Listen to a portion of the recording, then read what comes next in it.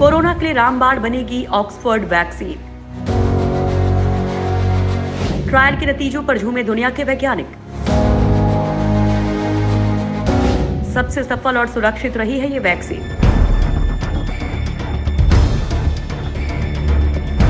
Corona के लिए रामबाण मानी जा रही ब्रिटेन की वैक्सीन को लेकर बेहद शानदार खबर सामने आई है। रिसर्च में कोरोना वायरस के खिलाफ ऑक्सफोर्ड की वैक्सीन को सबसे सुरक्षित और सफल माना गया है। यह रिपोर्ट जैसे ही सामने आई वैसे ही दुनिया भर में खुशी की लहर दौड़ गई, क्योंकि दुनिया इस वक्त कोरोना से तंग आ चुकी है और इसके किसी भी तोड़ को वो सफल होता देखना चाह रही है। इस वैक्सीन को लेकर बड़ी बात यह है कि इसका प्रोडक्शन भारत में हो रहा है। वहीं इस वैक्सीन को बनाने में भारत के उद्योगपति लक्ष्मी निवास मित्तल ने दुनिया का सबसे बड़ा डोनेशन दिया है। मित्तल ने 3,300 करोड़ रुपए ऑक्सफोर्ड को दिए हैं। क्या कहते हैं ट्रायल के नतीजे? कोरोना वायरस वैक्सीन के रेस में चल रही ऑक्सफोर्ड यूनिवर्सिटी के इंसानों पर किए गए पहले ट्रायल के नतीजे सोमवार को द लैंसेट पत्रिका में छापे गए। रिसर्च पेपर में बताया गया कि वायरल वेक्टर से बनी कोरोना वायरस वैक्सीन चडाक्स-1 से वायरस के खिलाफ प्रतिरोधक क्षमता पाई गई है। साथ ही इसे पूरी तरह सुरक्षित भी बताया गया है। अब इसे अगले चरण के ट्रायल के लिए भी ओके कर दिया गया है। ऑक्सफोर्ड की वैक्सीन को दूसरी वैक्सीन से पहले ही आगे माना जा रहा था, क्योंकि ये वायरस से दोहरी सुरक्षा देती है। वैक्सीन का कोई साइड इफेक्ट नहीं। रिसर्च पेपर में बताया गया है कि वैक्सीन में जो वायरल वेक्टर इस्तेमाल किया गया है उसमें कोरोना वायरस का स्पाइक प्रोटीन है। दूसरे फेज में 5 जगहों पर 18 से 55 साल की उम्र के लोगों पर वैक्सीन का ट्रायल किया गया। कुल 56 दिन तक चले ट्रायल में 23 अप्रैल से 21 मई के बीच जिन लोगों को वैक्सीन दी गई थी उनमें सिर दर्द, बुखार, बदन दर्द जैसी शिकायतें पैरासीटामोल से ठीक हो गई। ज्यादा गंभीर साइड इफेक्ट्स नहीं हुए। पेपर में आगे बताया गया है कि 14 दिन बाद स्पाइक प्रोटीन को पहचानने वाले टी सेल देखे गए। 28 दिन पर इन प्रोटीन से लड़ने के लिए एंटीबॉडी भी देखी गई, जो दूसरी डोज दिए जाने पर 90% लोगों में वायरस पर एक्शन करने वाले एंटीबॉडी पहली डोज के बाद पाई गई।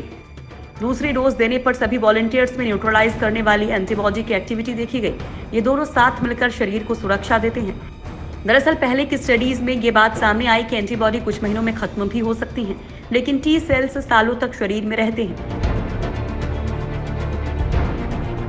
इसके साथ ही ये कहा गया है कि चडाक्स-1 के नतीजे सुरक्षा मानकों के अनुसार हैं और एंटीबॉडी रिस्पॉन्स भी पैदा कर रहे हैं।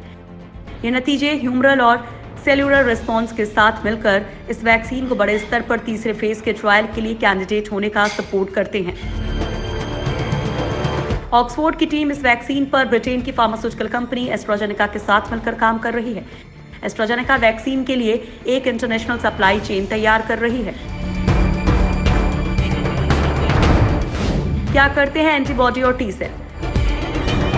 ऑक्सफोर्ड की वैक्सीन से एंटीबॉडी और white blood cell killer T cells बनते हैं।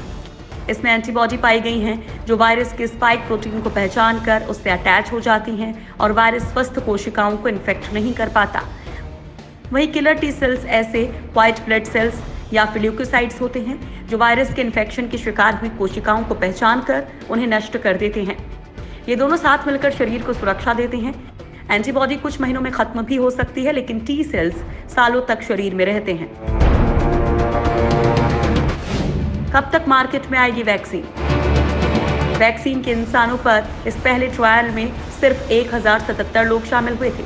अभी तक के नतीजे सफल रहे हैं, लेकिन आम लोगों को इसे देने से पहले अगले 2 चरणों में ब्रिटेन में 10,000, अमेरिका में 30,000, दक्षिण अफ्रीका में 2,000, ब्राजील में 5,000 लोगों पर टेस्ट किया जाएगा।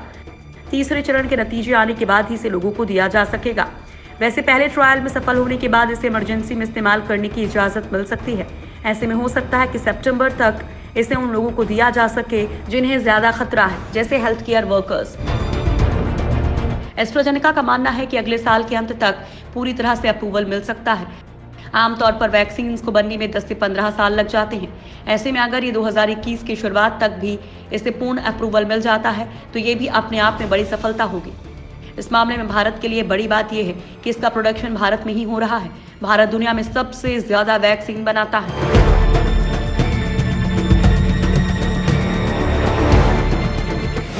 अमेरिकी कंपनी के नतीजे भी सफल। इससे पहले अमेरिकी कंपनी मॉडर्ना की कोरोना वायरस वैक्सीन अपने पहले ट्रायल में पूरी तरह से सफल रही। New England journal of medicine में छपे अध्ययन में कहा गया है कि 45 स्वस्थ लोगों पर इस वैक्सीन के पहले टेस्ट के परिणाम बहुत अच्छे रहे हैं। इस वैक्सीन ने प्रत्येक व्यक्ति के अंदर कोरोना से जंग के लिए एंटीबॉडी विकसित की। इस पहले टेस्ट में 45 ऐसे लोगों को शामिल किया गया था जो स्वस्थ थे और उनकी उम्र 18 से 55 साल के बीच थी।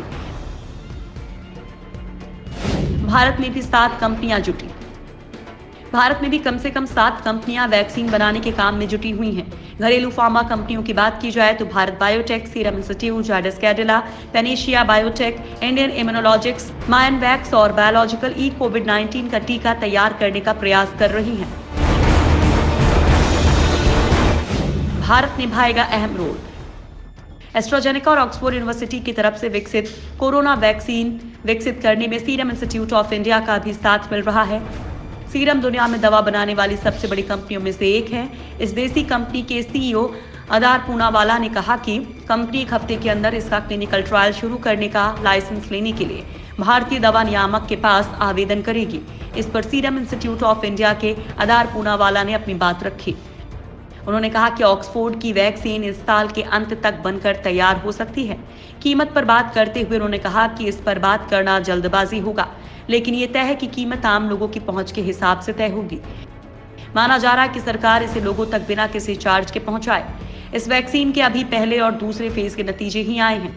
हालांकि तीसरे फेज का ट्रायल ब्राजील में शुरू हो चुका है। इसमें 5000 लोग हिस्सा ले रहे हैं। ऐसा ही ट्रायल साउथ अफ्रीका में होगा। फिर सीरम इंस्टीट्यूट ऑफ इंडिया भी तीसरे फेज के ट्रायल को भारत में करने की मंजूरी मांग सकता है। सीरम इंस्टीट्यूट ऑक्सफोर्ड के साथ मिलकर वैक्सीन बनाने को लेकर पूरी तैयारी कर चुका है। अगले 3 महीने में लाखों खुराक बनाने की प्लानिंग है। इन्हें भारत में ही बनाया जाएगा। कंपनी जल्द इसके लिए लाइसेंस का आवेदन करेगी। फॉर्म ये वैक्सीन कम और मध्यम आय वाले देशों के लिए बनाएगी।